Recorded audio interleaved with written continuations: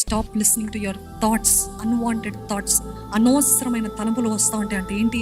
గత జీవితమే బాగుంది, గత జీవితానికి వెళ్ళు అనే ప్రేరేపణలు.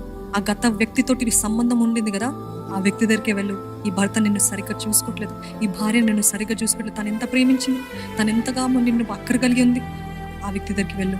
మరలా వారితోటి కాంటాక్ట్లో రావటము, వారికి మెసేజ్ చేయడము, లేకపోతే ఆ స్నేహితులతోటి కలవడము. గత జీవితం, గత సంబంధాలు, గత స్నేహాలు, గత అలవాట్లు, గత వ్యసనాలు. ఈ మాటలు వినపడుతున్నాయా? Go back to your past, go back to your past, go back to your past అనే మాటలు. Let go of the past. ఇది నేను అపవాది ద్వారా దాడి చేయబడుతున్నాను గుర్తెరిగి వాక్యంలోకి వేగంగా వెళ్ళాలంటే, పరిగెత్తాలంటే.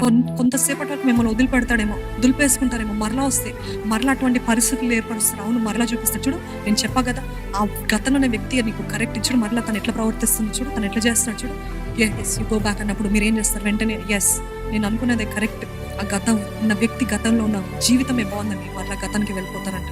అట్లాంటి వాక్యంలోకి వెళ్ళాలంటే, దేవా నన్ను క్షమించాయి, మళ్ళా గతపు ఆలోచనలు, గత జీవితపు ఆలోచనలు నాకు మరలా వస్తున్నాయని చెప్పి వాక్యాన్ని చదవాలంట. వాక్యంలో ఉన్న సత్యాన్ని గ్రహించాలంట.